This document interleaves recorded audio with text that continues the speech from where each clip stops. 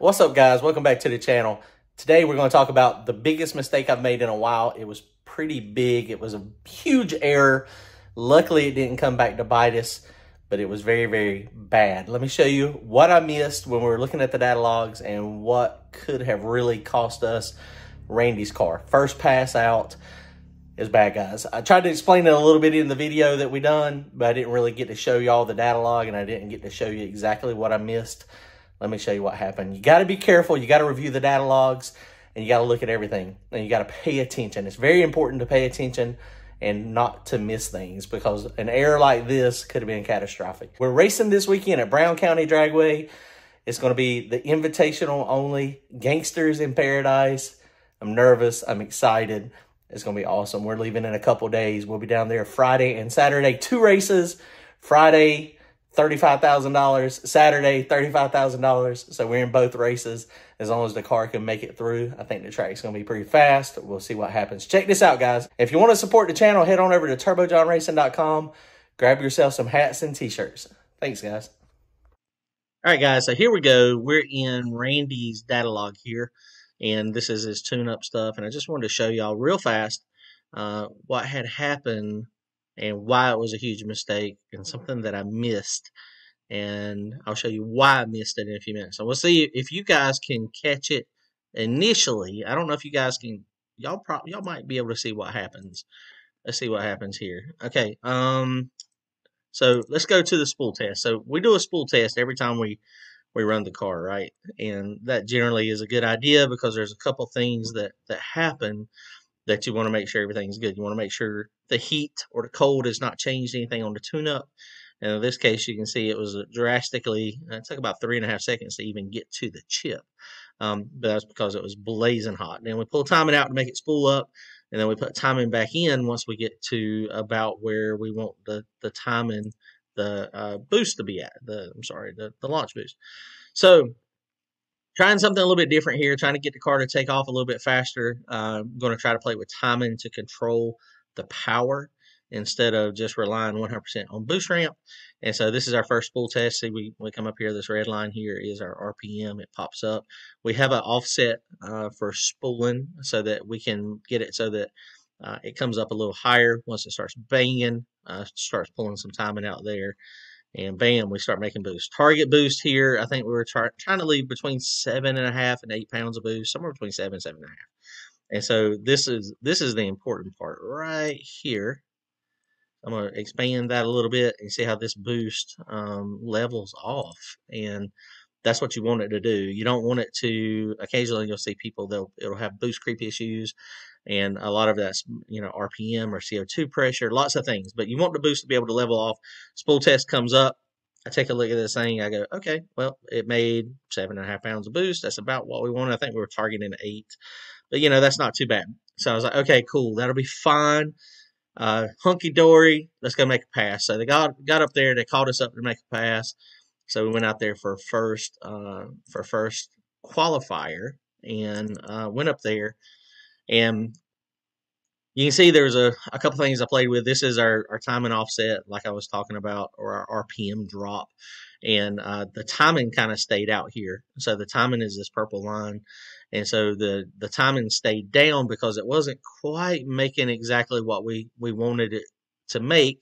So it was trying to get it to spool up a little bit better, but it had already dropped RPM. And there's a fine line between, sometimes you'll get these little buckles, these little humps in here, and it won't drop down. So it spooled up a little bit faster on this one. So 5.4 got to the chip at 2.5 seconds. So probably because transmission was a little bit hotter, fluid's a little warmer, it's a little thinner. So let's scroll through this stuff and see what happens. It starts making some boost here. Target dome pressure is 10. So boost right there, man, that is perfect right there. This is our boost line right here. So, it goes up. And I always tell Randy, when staging this car, when you hear the RPM drop, that means it's ready. That's when you bump in. So he actually, bumped in, and it took about 4 seconds till the car was ready. So we had 7.5, 7.8 pounds of boost, and it kind of stays there, 7.5, 7.5, 7.6, and it's at 4,100 RPM or so. Maybe it's 4,000. don't remember what it is set at. Anyway, target dome pressure here. And you see our actual ignition timing here. So let's go to button. Boom, ignition timing comes up. Then it starts pulling some timing, trying to get it to to hook up. And you can see this one went a 126.60 foot. But if you look at it, let's take a look over here. Let's scroll this down just a little bit. So it comes up. This is our boost curve. And so like I was saying, we had a pretty good aggressive boost ramp in it, pretty good aggressive, tune-up. What I thought was going to go down good. But seeing my target dome pressure here, my boost pressure here is 20. And so, generally these things will lag behind what your target is. The higher boost you leave with, the faster it gets on this target. So it's a game you just have to play some passes. And so here we go. We're rolling out. So 25 pounds of boost in 0.8 seconds. Now remember, 25 pounds of boost on Randy's car is a lot. That makes a lot of power. Now 0.2 of a second later, we're at 25 at 0.86. Actually, not even 0.2 of a second. So 0.14 seconds. It's at from 25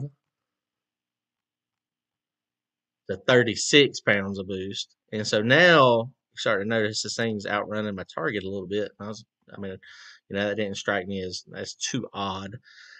But then you keep on looking, and boost kind of flatlines out here. 44 pounds of boost at 38.8 psi of target dome. So that means we have now we've outrun our boost ramp, and this thing is zinging to make some power.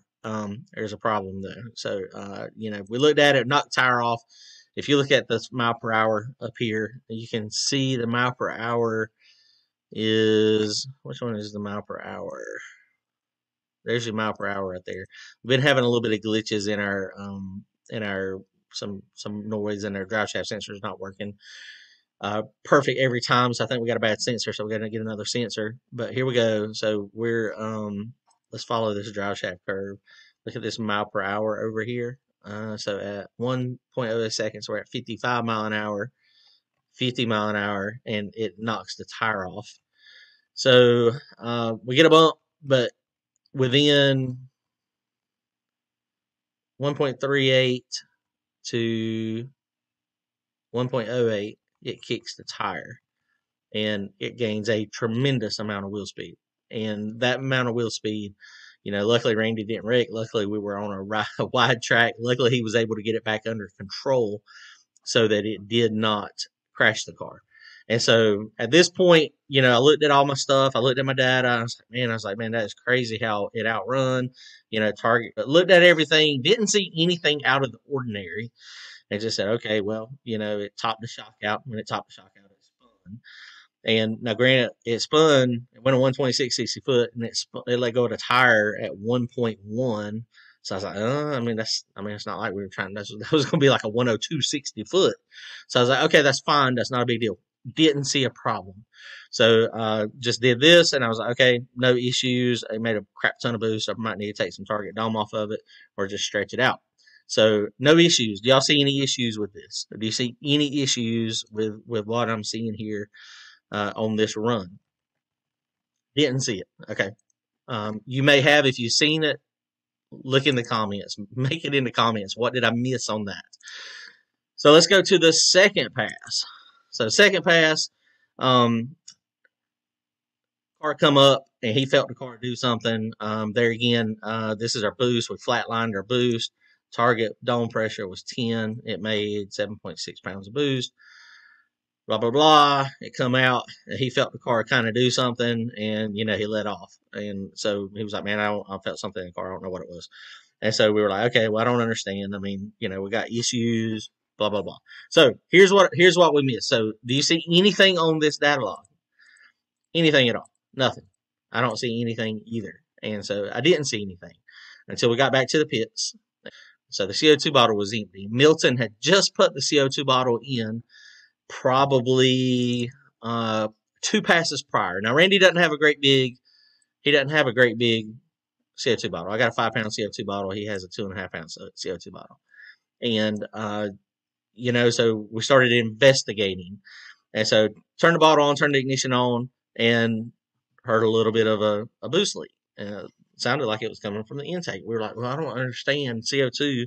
I said boost leak, but we heard a CO2 leak. So we don't understand exactly what's happening until we start investigating. So went back, pulled up the line, and I was like, man, this thing has a crap ton of pressure on it. And then about that time, the bottle run out.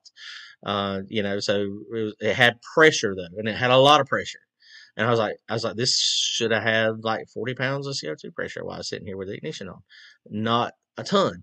And so we started doing some investigating, and I decided, I was like, okay, well, let me pull up the data log again. And so I pulled it up, and I started looking, and I was like, okay, target dome was here, boost was here. I was like, where's my actual dome pressure? And at some point in my infinite wisdom, the way my screen is set up and the way this Holly is set up, which is disaster. If you look down here, my dome pressure is down. It was down here. It was down at the bottom, and you can't see it unless it's here. So normally, I have that moved up, and I want the dome pressure actually right beside my target dome pressure. But at some point, in the last month or 2 months or 3 months or whenever, I don't remember when I done it, I went ahead and I moved it. And so I don't know why I moved it, but now it's moved back. And so this is where it needs to be. So if I would have saw this when I was spooling up the car, if I'd have saw it in the first data log, I would have known instantly that the dome pressure sensor, the CO2 pressure sensor, was bad. Now, there's a couple ways these things can fail. If they fail with a low error, so what that means is it thinks there's no CO2 pressure there, and so it opens the solenoids. You got a fill solenoid and a dump solenoid, and then you got the line in the middle. So it says, oh, there's no CO2 pressure here. We're supposed to have 10 pounds of CO2 pressure here. It's not there. Let's open it. And so it opens the fill solenoid, and then it gives you everything you've got on the regulator. So we had 80 pounds. Actually, it was probably closer to 100 pounds. About 100 pounds of dome pressure was on the top of the wastegates. And that's why it made 45 pounds of boost, 44 pounds of boost. That's also why it knocked the tire off. Essentially, we did not have a boost ramp. There was no boost ramp. If we'd have left on probably 12 pounds of boost, it would have probably had 44 pounds of boost in a half a second, maybe 0.8. So something that I missed, and I missed it in the spool up, and I missed it when we were making our first pass. And, I'm not a professional tuner at all. I mean, Randy puts a lot of faith in my abilities, and, he probably has more faith in my abilities than what I do. But this is a problem, guys. So this is why it's super important to look at your data, make sure you're evaluating it thoroughly, and make sure you're looking at everything.